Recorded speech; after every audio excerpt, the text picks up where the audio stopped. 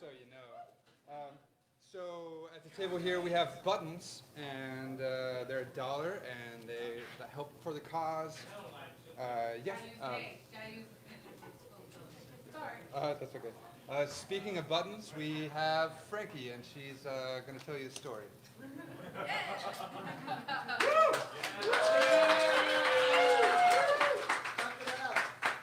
see how this goes, y'all. Over the last 6,000 years, we've been playing a game of intellectual leapfrog, trying to answer two questions. What can we agree on, and how can we put it to good use? Mathematics has drawn to it like a moth to the flame, some of the most brilliant minds humanity has ever created. From every continent, from every major civilization, they have come to have their hearts consumed and their minds illuminated. Mathematics has been called the queen of the sciences, the light of reason, and the language of thought. And with each generation, it seeks to harmonize the brand spanking new with the profoundly ancient. My name is Miss Frankie, and I welcome you to the story of mathematics.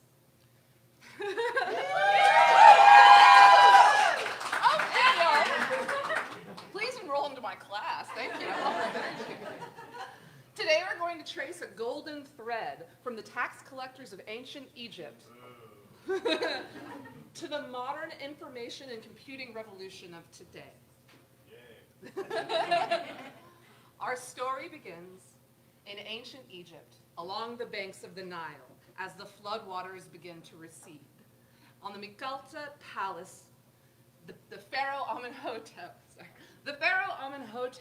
watches as the waters recede, bringing life-giving nutrients to this valley. He knows that Isis, the divine mother of all pharaohs, has ended her annual grieving for her departed husband Osiris.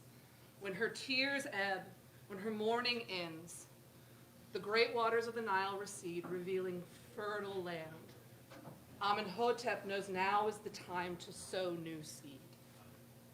So he gives the command, and out go his sacred measurers.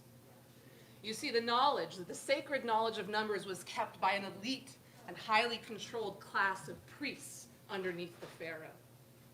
Now, the Egyptians had no hard currency like we did.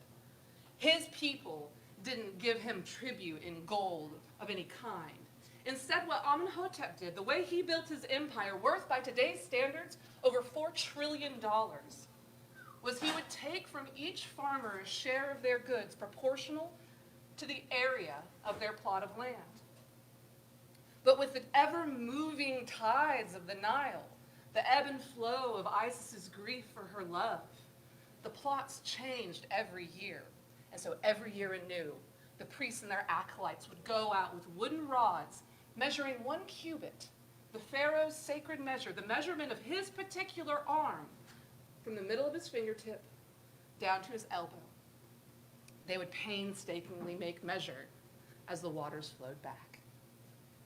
Let's imagine we have one of those measures. I don't know where you guys keep your red pen. I got a gold star in here too. Gotta earn it. Let's say one of these tracks measures 83 by 3 cubits, a long and narrow stretch of plot in the style of the Nile farmers. Now, by the Egyptian standard, remember that they didn't have any counting aids like we do. They didn't even have an abacus, nothing. So all of the computations they had to do were purely in their mind. Everything had to be about neural efficiency. And remember, they were doing their mathematics by emoji, right? Like everything was in hieroglyph. We have a very, very slick system given to us from Hindu and Arabic mathematicians. It moves like a dream. But we need to slow ourselves down and look at the system the Egyptians had to use. They did not have subtraction. They did not have division. They did not have fractions as we understand them. They could only double and add. That was their entire system. And that is the foundation, as we will see, of where we are right now in our modern revolution.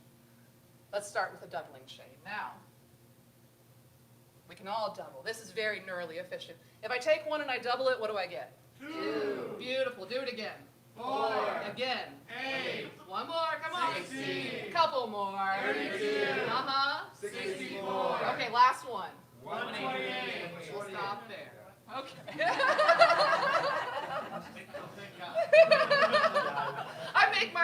go past 1,000. Y'all did great. Y'all did great. So, along this doubling chain served as the foundation of their entire mathematical system. What the Egyptians knew, but it would be millennia until we could prove it, was that every single number could be added up as a sum of values along this doubling chain, every single one. And they exploited that. So the first thing they would do in their mathematics is take this number 83 and they would break it down into what numbers in this list add up to give us 83. Well, okay, 128, that's already too big. We'll skip that one. 64 will work, right? I'll add that in. Okay, I'm still under my 83. Now if I add that 32, I already know I'm breaking 90, so I'm going to skip that one and move along. 64 plus 16, what does that give me? 80.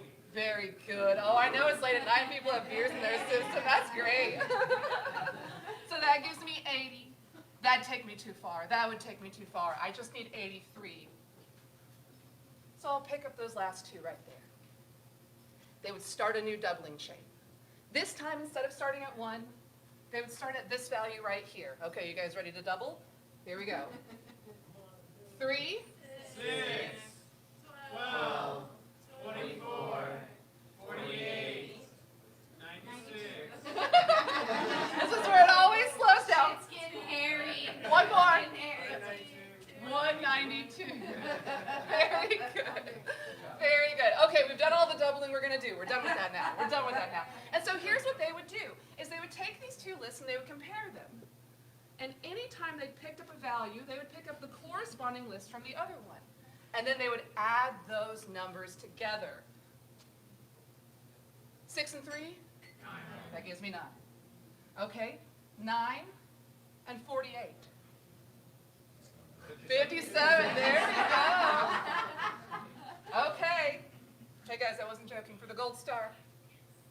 57 and 192. Who said that? Who was Spencer. that? Spencer. 249. Very. Give this to Spencer. Move over, TIA. There you go. You got that. There's a new calculator in town. Okay, I told you that this mathematics was going to lead us from Egypt to the modern computing revolution. And it's here, it's right in front of you. In fact, I feel so confident in this, I think it's very safe. It's a safe and conservative estimate for me to say this algorithm has been run hundreds of thousands of times in this room since I started talking. Do you see it? You want me to show you? Yes, Ready? please. Okay. Any value here that I've picked up, I'm going to mark a 1. Any value I didn't, I mark a 0. That is 83 in binary. Oh! This is how the priests of Egypt had to operate with maximum neural efficiency. The algorithms they developed continued to be maximally efficient. So efficient, it's what our robots do. It's how they operate. These are the algorithms that save energy, that conserve processing power. This is the best we've got, and we're still doing it 3,500 years later. Amenhotep's empire is no more. Built on the monopolization of resources, the exploitation of his working class, and the strict control of culture, it could do naught but crumble. But these people, these mathematicians, struck like a golden bell of knowledge, this incredible understanding of numeracy that has sent shock waves that are still rippling through space and time and through mind and matter. I ask that you join me here in this moment to ask Osiris to weigh their hearts and judge them worthy that their names have been lost to the pages of history for this incredible gift that they gave us. Thank you very much.